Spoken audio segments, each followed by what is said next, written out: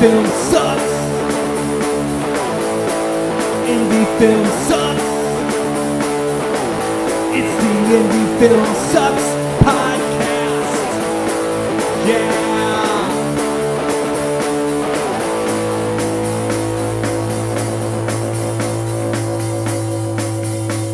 Coming at you from the mean streets of St. Louis, from a basement on South Broadway, the Indie Film Sucks podcast.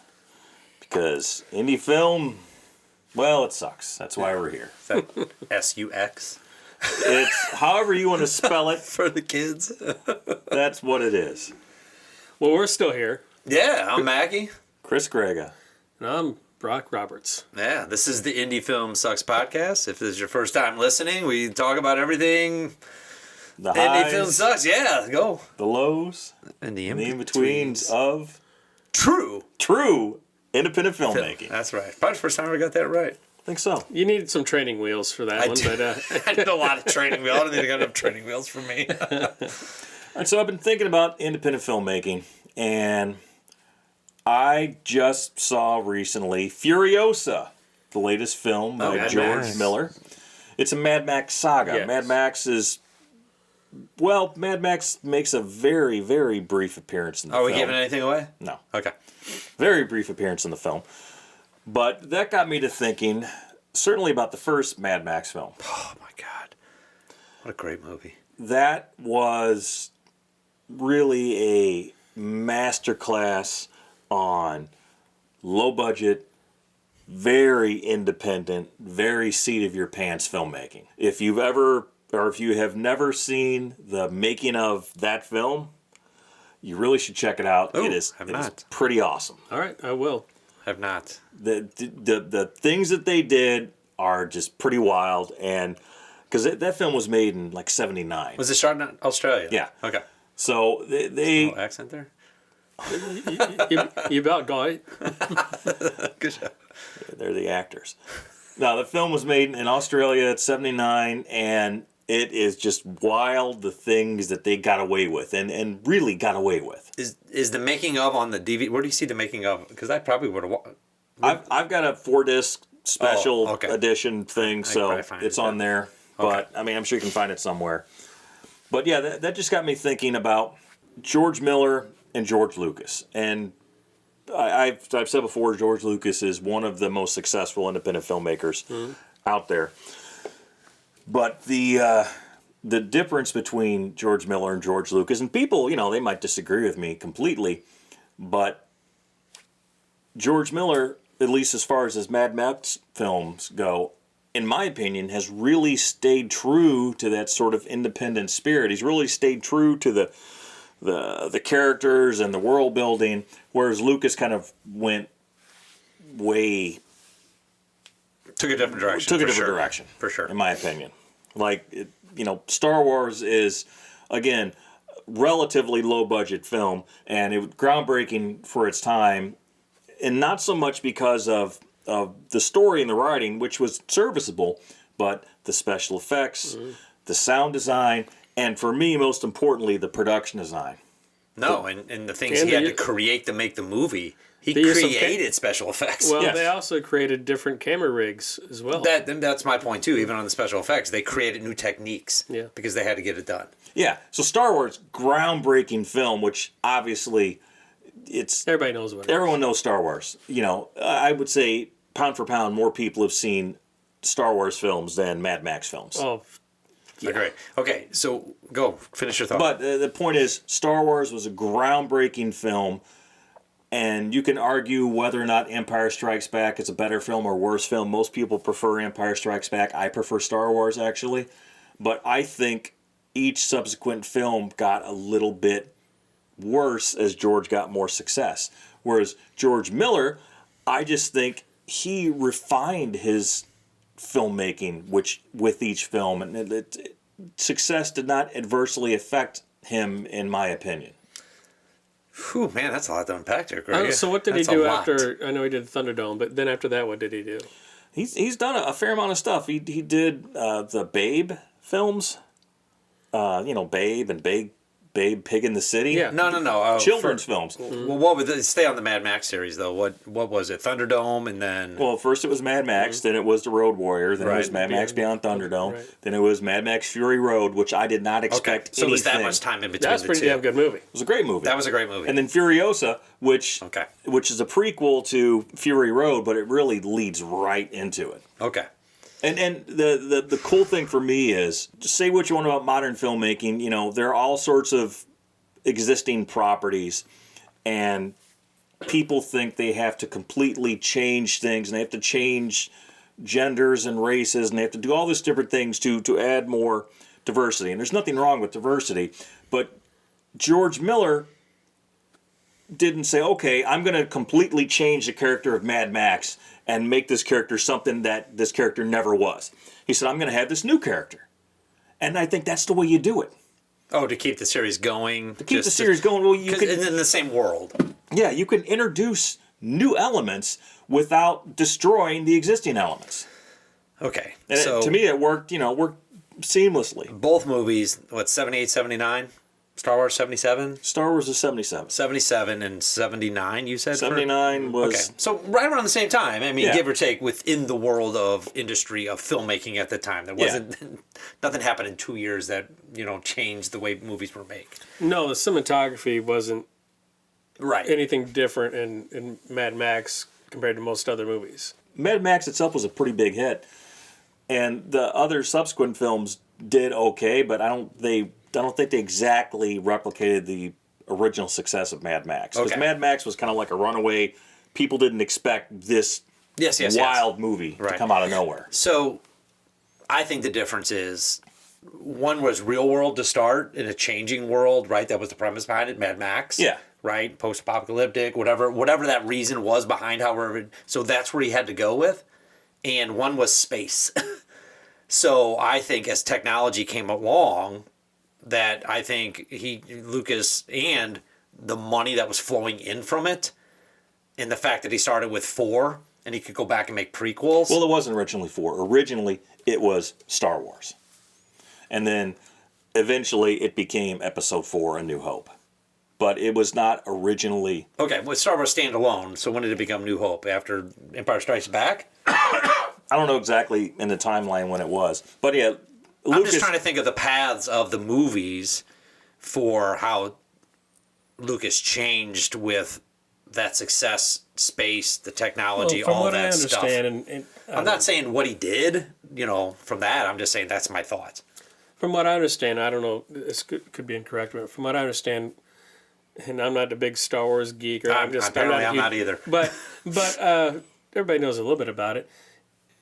He had a vision in his mind, but the technology wasn't there yet. But he did what he could with what he had, and actually, like we said, he built some. So when more technology came out is when he started branching off, because he knew he could do more with the technology that was coming out.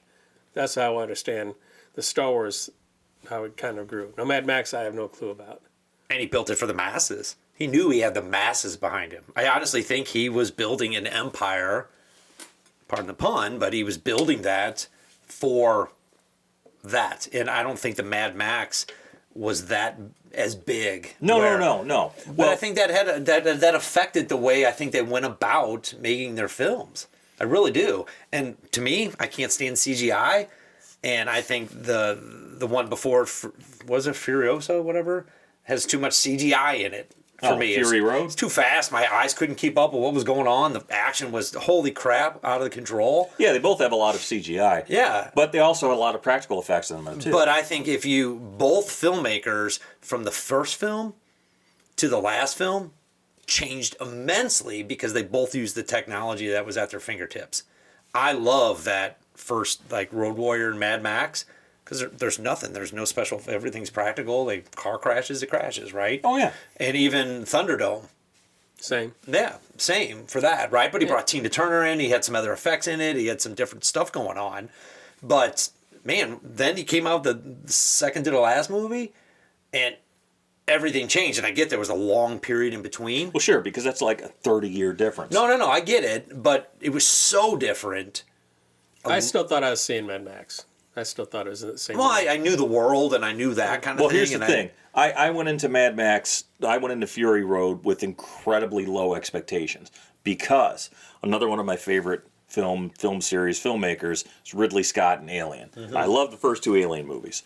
I don't like any Alien movie after the first two, but I was really excited when Prometheus came out. I thought, okay, wow, Ridley Scott is taking control of this series and he's going to bring it back to his roots. And instead he made Prometheus, which was just wasn't a good movie. Right? So I made the mistake of going into that with high expectations. So I went into Mad Max Fury Road with incredibly low expectations, figuring, well, maybe it'll be okay. And so because my expectations were so low, I was blown away. No, but your original premise of it is which one kind of, because you're saying Lucas kind of changed everything he did, right? As opposed to somebody staying within the world of what they did. Yeah, I think all of the Mad Max films, up to and including Furiosa, complement one another. And I said something along the lines that you can trace the DNA in Furiosa all the way back to the original Mad Max, meaning there's a little bit of humor, there's a little bit of heart, there's a little bit of weirdness, there's a lot of action. And all those films have had that. Okay. I was hoping the same thing. You went in with low expectations. I was hoping is what I thought it was going to be. And yes, story-wise, everything else like that, I just didn't like how fast the action was, how much CGI they had. I was hoping for more of a realistic story to try to keep it in there, and it was too modern. There was too much modern technology in it for me. But I liked it. I mean, it wasn't like it was Dune or anything like that. I mean, I like Dune too, but it's way more CGI. Right. I thought, but I could care less about seeing the Star Wars, and I was a Star Wars fan, and I could care less about it. I went back, and I don't even know if I don't even think I've seen 1, 2, and 3. But I've seen all the other little inserts about how, Han got the Millennium Falcon and all those little extra ones that are in there. But I can't get through the other ones. I'm like, this sucks. Yeah, I saw 1, 2, and 3. I think I saw, Phantom Menace twice, and I saw Attack of the Clones once. I saw Revenge of the Sith once or twice, and then I never went back to them because they don't really hold anything for me. you never finished watching like Rise of Skywalker? Yeah, I saw the... But those Rise of Skywalker's by Disney. Yeah. Okay, thank you. That's okay. 7, 8, 9. So 2 are by J.J. Abrams, 7 and 9, and Rian Johnson did 8.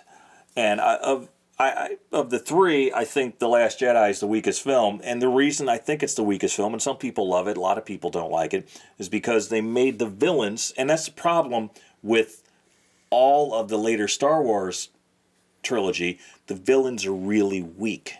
They're not effective. Like Darth Vader, when you were a kid and the first time you saw Darth Vader in Star Wars and Empire, he's scary.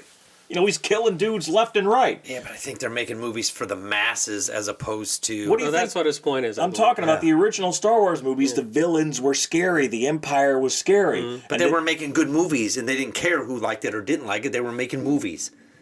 That's what I'm saying. I think Star Wars developed into this enterprise, and they thought they had to put something out that got the hype, got everybody to go see it. Well, there's always that talk about the Jar Jar Binks bullshit, and Lucas says, he didn't put it in there for any type of fanfare. It's just part of the story. Some people think it was put in there to get more of an audience. I don't know the real truth behind it, but what you're saying is, they built an empire, and they felt they needed to have massive... The next movie had to be better than the next one. Well, that's how everybody's movies mindset are now. is. Yeah. That's how you want your shit to be, but it just got diluted down the road somewhere, I think. But but if you compare it to the Mad Max series, it's not diluted because the guy waited 30 years to put out his next movie, and then how many years after that? Well, 10 what Greg's plus? point is. Almost 9 years. Yeah. But, my point is, the villains in Star Wars progressively got weaker and less effective, whereas the villains in the Mad Max films, they are still effective villains. They are still a threat.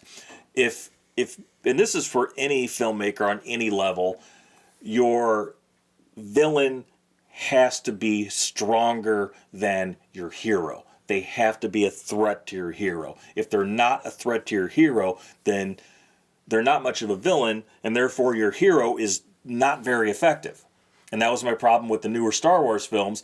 The villains were incompetent, and they were not threatening, so your heroes are not in peril. And if your heroes are not really in peril, who gives a shit? but I don't think they were thinking that when they made the movies. I don't know. They were making them to make money, as opposed to keeping back to the tradition or whatever they tried to do originally. And it was different people doing it. I think the other guy from Mad Max was exactly doing it. He went back and looked at all his movies and just said, I got to keep this whole, right? Isn't that what you're saying? Because I didn't see the last movie for Furiosa It just or whatever. came out a couple weeks ago. Right? good watch. But I would expect it to be exactly the same where the bad guy's bad, right? Yes. He's strong. Yes. Right? And you don't, well, you know somebody's going to come out of it good or bad at the end, right? But you assume the good guy's going to win. But through the whole movie, you're just like, fuck, he's getting messed up, right? He's getting, right? This is perilous for this guy. I think Star Wars just went a route that said, I don't care if the bad guy's bad. I have all the characters developed. There's the Empire, and then there's the good guys, the Jedis, or whatever the hell it ended up being. And that's what they did. And they just made movies. And Well, it was like cookie cutter. I think the bad guys are still bad, but the problem was there's probably too many good guys, and they're not underdogs anymore. You know what I mean? Of course, I agree. But I still think the bad guys are pretty bad. In Star Wars? Yeah, I didn't mind the Sith coming back, and I mean, I can't know, get any worse than a Sith. lost- He's they like lo- the devil. They lost me. They just I don't know. I mean, it's not. Star Wars. it's not Star Wars lost me. it Some wasn't people as hung engaging on. as the first 3, 4, and 5 for me at all. But I don't know if it's because the bad guys are bad. I just think that I'm not too the many target good guys. audience anymore either. I mean, when I was a True. kid, you know, I lived, ate, breathed, slept Star Wars, Star Right. Wars, Star Wars, Star Wars, because it came out when I was, you know, like 5 years old. That was my whole life as a kid. As a middle-aged dude, I'm like, okay. You know, I'm not the target anymore. You want a guy strapped to a tank with a guitar and a big old speaker behind him. Yes, that's Yeah, what I okay. want. Oh, is that what in the movie? But- is that what you saw in the previews? No, that's what was in Fury Road. Yeah. But Oh, you saw it that's- too, Brock? Yeah. Oh. No, not the newest Fury one. Road. Furiosa is the next one. Anyway, the point is, the whole point of this tale is you need a strong villain to give your hero something to struggle against. I agree with that for sure. I think it makes a more compelling story. Yes. It absolutely does. But if you're building an enterprise and an empire, and you get it to be so big, doesn't matter what you make. Ask George Lucas how much money he's made off of Star Wars. Sure. I don't know. Look at Rocky series. You know, then how That got turned- diluted. Not really. They actually rekindled that stuff. It's fantastic. I got They got the Russian back in there. If Mr. T was ready to go, maybe they thought maybe they had some weak ones in between, and they had to bring the Russian back. Oh, I'm not. Okay. I mean, the new rekindled one. Yeah. I mean, I forget how many Rockies there actually are. Yeah. But then when they Are you counting Creed? yes, I haven't seen any of the Creed movies. I haven't either. I won't give anything up, but you definitely are missing out on. I mean, it's storyline. I just haven't seen them just because, Yeah. you know, Anyway, yeah, I too wasn't much, talking all the not Rockies. enough time, too much. But I will say, out of all the Rockies, it's the same beat. They don't. It's the same script. You know what I mean? They haven't Underdog comes, yeah, they- rises up. Yeah. I mean, they kind of fuck with it a little bit, you know, when, you know, Rocky's got money now, but then, you know, hell, he loses it. So there's, but anyway, they didn't change anything in how they were to become successful. You know, they saw how it worked. They just kept it going every single movie. Then they did it again with Creed in a different kind of way, but it's very, I don't know what Star Wars people were thinking when Disney bought them or whatever, but they're not the same movies, that's for sure, but I've seen them all. But they're more popular than ever. Well, they make $1 billion every movie. I mean, I don't know. Is it versus popularity, or you're trying to say There's just more people in more theaters. losing that vision or whatever, right? You would rather see somebody that keeps that vision through as a film watcher, director, the way you analyze a movie, Yeah. as opposed to the way somebody just said, well, here's the first 3, the first 6, because I think even Lucas, the first 6 changed. Well, sure, the first 3 movies changed. But I guess my original point was one director kind of stayed true to the Yes. genre that he created, and the other director did not so much. I mean, again, does it really matter because Star Wars is incredibly successful. Mad Max is successful, not as successful as Star Wars. I mean, they're two very different things. But I prefer, on balance, the Mad Max films. So let's bring this to indie film stuff. So, in your mind, Greg, that's really important to you. So, How do you think you're going to project your future if you keep making movies? That's a good question because I don't know if we're going to make multiple films in the same universe, if you will. Okay. Because it's tough to do that on a shoestring budget.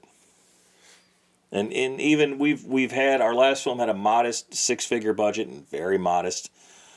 Our next film, ideally, will have a similar budget. Could be a little bit more, could be a little bit less, but it's not going to be a $20 million movie, right? Damn it.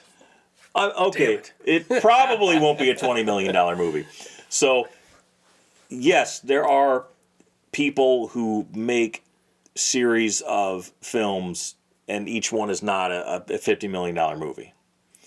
The first couple Evil Deads, Evil Dead 1 was dirt cheap. Evil Dead 2 was not an incredibly expensive film. If you could create a universe, what do you think that would be? They could keep pumping movies in that would stay true to what you would like to do and want a certain audience to see. Not necessarily an audience for the masses of the world, but an audience that I'm making it for these people. What is that? We set up Red Knight to potentially have a sequel, and I could absolutely see a sequel to Red Knight, but could I see it becoming a trilogy? Not really, because Red Knight is a very serious-minded film. It really is. Red Knight at Skies. And yeah, there's a little bit of humor, and there's action, there's a little bit of weirdness, but it's still a pretty grounded, based in reality, serious film. The sequel that I have in my head for it is very much leaning more into the weirdness and the kind of over the top and humor. So I would purposefully make a sequel to that. Yeah, and more gore. I would purposefully make a sequel to that a very different tone than the original Red Knight at Skies. Because I don't think you could replicate that film. Well, you'd have to with the ending of Red Knight. It opens up a whole nother world. If I can't give it away, but Yeah. it opens up a whole nother world where it can't be the same anymore. You know what I mean? So Yes. that's why it'd have to be that way. But actually, like what I'm asking is there a certain genre and a certain idea in your head that you go like, I could create a lot out of this, for not just Red Knight, just maybe a werewolf or a vampire, a mummy, whatever. Right, because we're making single films, writing single films, right? Is that what you're asking, Brock? If you could say, hey, I'm going to create this 5-movie series or whatever, what do you have an idea for that? Like, how would you try to keep it consistent? Because I know you need a strong villain, right? Because you already said that. That's part of your formula or what you think movies are good, right? Because right now, you're writing single films with maybe some teasers at the end that lead to most maybe of them are standalone, which is fine. I'm just talking about creating a universe you can keep digging into that well. Yeah, standalone. Thank you. That's a great word. That would be tough because everything I have written, really apart from Red Knight, is a standalone film. I have 3 scripts that I'm working on in various stages right now. And if we want to count Cruiser, that's 4. All of those are standalone films. So there's Cruiser, there's this kind of film noir detective horror story, and that's a standalone film. There is this Cryptid, and Cryptid being something like Bigfoot or Momo or the Pious Allbird. Cryptid is like, if you don't know what cryptids are, look them up. Anyway, there's that story, and then there's a vampire story. All of these are standalone movies. I don't really think in terms of trilogies. And part of that is because we're working with limited budgets, and it's tough enough to get one damn movie made. As opposed to trying to think about 3 that 2 of them never get made. Yeah. If I had my choice, I'd love to be able to make Red Knight 2 and Cruiser. Those because I know what Cruiser is already, and I know the idea of Red Knight 2. And I've only read one of your other scripts, which is fine too. But I think I'd like to make. I know they're not low budget. They still are, but they're more than low 6 figures. Well, both of them would be. Those would be my 2. I'd love to be able to do next if we could do it. And Cruiser is absolutely a standalone film. Oh yeah. I mean, there's Right. there's Beginning, no middle, and end. Right. there's no it's done. legitimate way to make a sequel to that movie. No. No, it would be silly if you did. Yeah. But people have made movies off Yes. of movies that had success, and then they try to make a second Well, one. I have ideas I'd never ran across, but because I make Cruiser first, but no, there. You can make a sequel to any movie, Yeah, but does you it stay to what we're trying to talk about tonight? But I also think you can do it as a director or a writer. You could still have that same formula and go, it's an 88 millimeter film. Sure, Or that's a yeah. Chris I mean, Craig look film. at the or Coen that's brothers. That's right. Coen brothers are a great example. They make standalone films. P.T. Anderson makes standalone films. Lynch, if you don't count the series, makes standalone films. Right? And that's the kind of filmmaker. John Carpenter makes standalone films. I mean, yeah, he's had a couple of sequels in there, but like most of the Halloweens were not Carpenter, like the subsequent ones. But great examples like Jaws is a great movie. All the sequels, ugh. Alien is a great film. Aliens is a great sequel, very different than the first film. Everything after that second movie, it drops off sharply. Was Jaws same director? Did Spielberg direct Jaws 2? I don't know. Yeah, I don't think so. I don't think he think did. somebody just took a franchise, remember. bought in, and said, "Oh, all I have to do is put Jaws in it." I think it did actually fairly well I barely remember Jaws. Jaws 2 was okay from what I remember. because it was Jaws. Yeah, but Jaws 3 was no. And then No. Jaws of Revenge was No, even worse. Then 3D. Jaws 3D I know, came out like but 88, that's the whole 86. thing about you got something here. Now let's keep capitalizing on it, and people will continue to go. That's different than what you're saying about Mad Max, Star Wars, those things. I don't think they lost what they were trying to do. No, and if you look at it, Mad Max was not a post-apocalyptic film. That was sort of the end of civilization. Civilization yeah. was still functional. in No, Mad it Max. was. You're right. It was And functioning. then when they went to the Road Warrior, that took a massive leap in tone from the original Mad Max. It really did. Like the Road Warrior and all the subsequent films were straight up post-apocalyptic Yes. wildness, weirdness, and it's only gotten amped up more from there. But it still had a little bit of connectivity to the first film. Like the No, first the film first is very film- different in tone. But it absolutely set up everything after that, in my opinion. Yes, it did. Yeah. Well, I like the connection between the Mad Max world and Waterworld. I mean, I think the connections there are just so awesome. In Wayne's World. No, Waterworld with Kevin Costner. You know the movie. It's like it's supposed to be like Oh, the they Mad just named Max it- with water. Yeah. That one was a big budget. It was, Never sorry, saw it. I know Didn't he you have did the gills? joke. He did. Yeah, he I thought did. you were just naming movies with world in it. And then there was the Postman, which was like Dirt World. Oh, yeah. Wasn't he riding the Yeah, trail? something. It was like the last Postman or Kevin something. Costner's made some movies. He's made some shitters, but he's made He's some. made some fantastic. made some great ones, too. You got to make the shitters in order to make the good ones, apparently. I guess. I don't know. So anyway, we're making standalone movies Yes, that have strong. If you put a bad guy in it, it's going to be strong. that's what I aim Greg for. is staying true to his That's self. what you say. He's not going to And let any outside You're not forces necessarily writing movies to have same characters to keep the saga rolling. So if you write a sequel, it could be totally different than the first one. Well, I just know he's not going to let any outside forces fuck him up, That's true. like Lucas did. Is that what you're saying? Unless you want to give us money. Well, see, that's what I was just going to say. Everybody- I think money changes Yes, everything. I will sell out all my principles for money. No, but it changes, Well, that's right? Indie World, right? Here we go. Yeah. Because people are gonna be like, "Oh, I love Mad Max. I love the Road Warrior." It's just like, oh, and then all of a sudden you got some money 30 years later because you became somebody, and look at the movie I can make. He didn't Yeah. go back and try to replicate what he did. He went with the modern times and advanced his world. Yeah, I'll make Red Knight 2 through 6. But you're not making movies like that, No. right? I mean, you could develop your evil characters, I suppose. You know, I don't know. I don't know what you could do. I mean, the question was good, Brock, but I don't know what we could do unless you developed a character and said, oh, this guy is going to be the character in all these movies. Well, I was just seeing if Chris had something in mind because he brought this topic up, staying true to yourself throughout your journey of a world you create. And I was curious if he had a world in his head that he was trying to Yeah, get apparently not. going. But anyway, this is a good conversation, though. It was something. Yeah, it was Yeah. something. All right. Well, we Cheers. we did talk about the highs, the lows, and the in betweens. Of movies, not independent movies either. That's right. Yeah. Anyway, this is Indie Film Sucks podcast. Blah blah blah blah. We're just gonna let this one fade off. Here, everybody, quiet, real quick. It's gonna fade off. We'll see you next time. Bye bye.